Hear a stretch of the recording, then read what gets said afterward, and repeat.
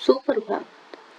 आज हम कक्षा षष्ठी रचना सागर कृत दिव्यम पुस्तक का पाठ 14 अपादान कारक पंचमी विभक्ति कर रहे हैं।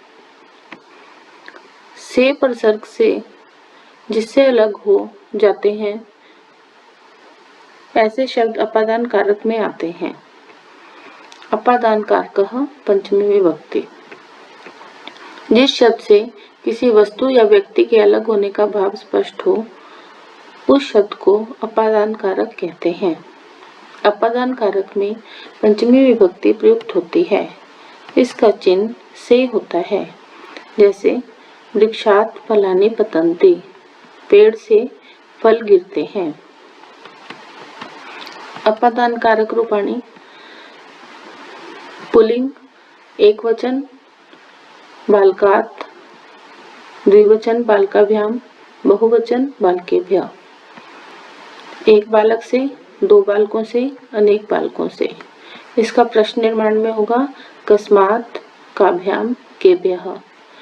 किस से, किन दो से, किन सब से।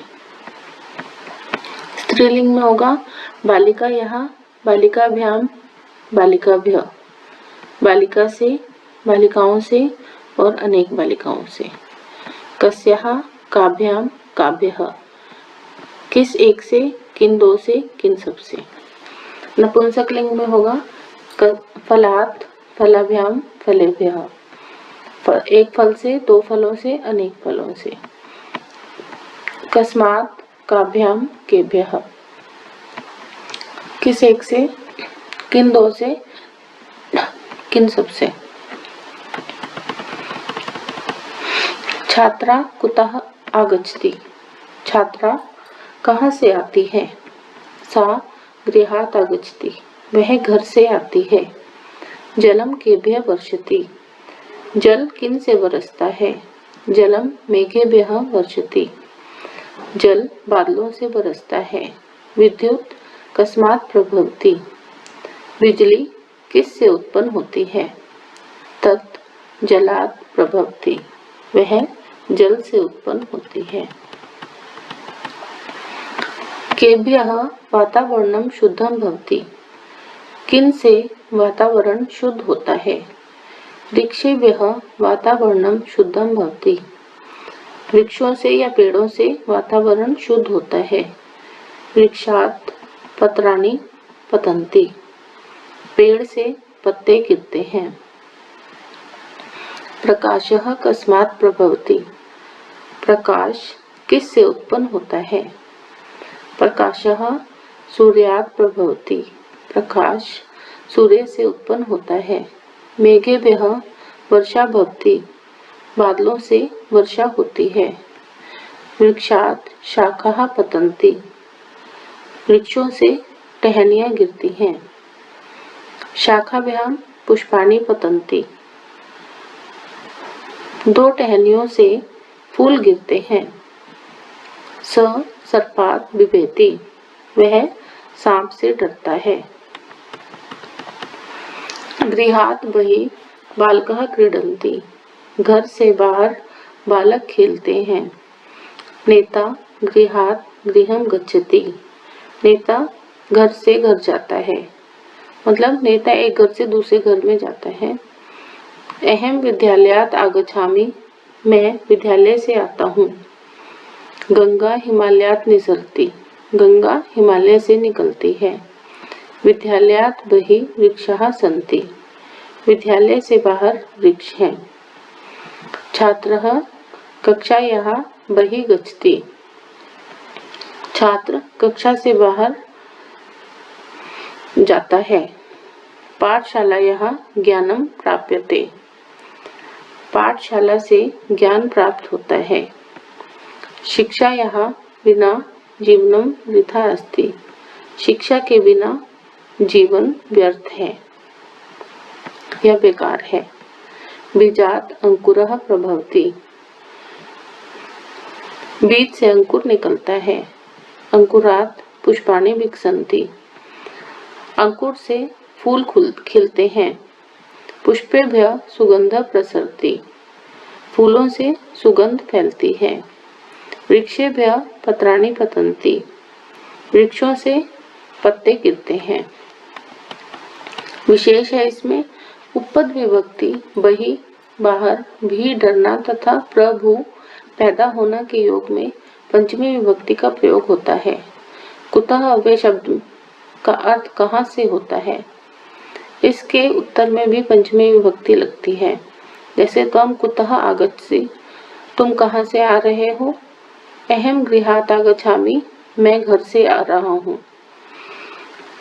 अपादान कारक में जब कोई चीज किसी से अलग होती है तो उसके अर्थ में अपादान कारक का प्रयोग किया जाता है। जैसे वृक्ष से पत्ते गिरते हैं तो वहां पर अपादान कारक आएगा, और जैसे बालक घर से विद्यालय जाता है तो वहां पर भी अपादान अलग होने के अर्थ में अपादान कारक का प्रयोग होगा। गृहात् घर से, शब्दकोश है। गृहात् घर से, वर्षति बरसता है, बहि बाहर, निस्सरति निकलती है। मेघेभ्यः बादलों से, प्रभवति उत्पन्न होती है, बीजात् बीज से। पाठशालायाः पाठशाला से। इसके बाद है प्रसरी होता है फैलना, भी डरना। इसका अभ्यास है शुद्धम विकल्पम चित्वा निम्नलिखित वाक्यानि संशोधयत। शुद्ध विकल्प चुनकर निम्नलिखित वाक्यों को शुद्ध कीजिए। दिनेशः कलमं लेखम लिखति। दिनेश कलम से लेख लिखता है तो कलमेन हो जाएगा, यहाँ पर कलमेन कलम से। मम भगिनी विदेशः आगच्छति। मम मेरी बहन विदेश से आती है तो क्या हो जाएगा यहाँ पर विदेशात। चतुर्थी विभक्ति है यहाँ पर, और यहाँ पर तृतीय विभक्ति है। ये एक सेंटेंस तृतीय विभक्ति का दिया हुआ है। शिष्यः अध्यापकं ज्ञानं प्राप्नोति। शिष्य अध्यापक से ज्ञान प्राप्त करता है तो यहाँ पर आ जाएगा अध्यापकम की जगह अध्यापकात्, चतुर्थी विभक्ति। कृषकः क्षेत्रम घासम आनयति। किसान खेत से घास लाता है तो क्षेत्रात् हो जाएगा, यहाँ चतुर्थी विभक्ति का शब्द आ जाएगा। गीता वाटिकया पुष्पाणि आनयति। गीता वाटिका यानी कि बागीचे से फूल लाती है तो यहाँ पर वाटिकाया हो जाएगा चतुर्थी विभक्ति का शब्द, क्योंकि ये स्त्रीलिंग शब्द है। एक पदेन उत्तरत, एक शब्द में उत्तर दीजिए। केभ्य वातावरणम शुद्धम भवति। किन से वातावरण शुद्ध होता है? वृक्षेभ्य पेड़ों से। काभ्याम पुष्पाणि पतन्ति। किन से फूल गिरते हैं? शाखाभ्याम। नेता कुतः गृहं गच्छति। नेता कहाँ से घर जाता है? गृहात् गृहं गच्छति, घर से घर जाता है। कस्मात् प्रकाशः प्रभवति। किससे प्रकाश होता है? सूर्यात्, सूर्य से।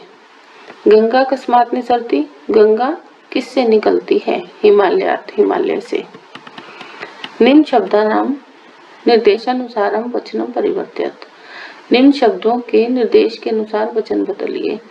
पुस्तकालयात् का बहुवचन होगा पुस्तकालयभ्यः। चतुर्थी विभक्ति का ये एक वचन है, इसका बहुवचन होगा पुस्तकालयभ्यः। दूसरा है विद्यायाः। विद्यायाः का बहुवचन क्या होगा? विद्यानाम। ये एक वचन है, ये होगा बहुवचन।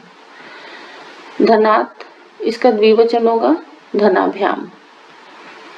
मेघेभ्यः, इसका एक वचन होगा, ये द्विवचन है, ये बहुवचन है, इसका एक वचन होगा मेघात्। आपनात्, इसका द्विवचन होगा आपनाभ्याम। प्रदत्तेषु शब्देषु पंचमी विभक्ति प्रयुज्य रिक्त स्थानानि पूरयत।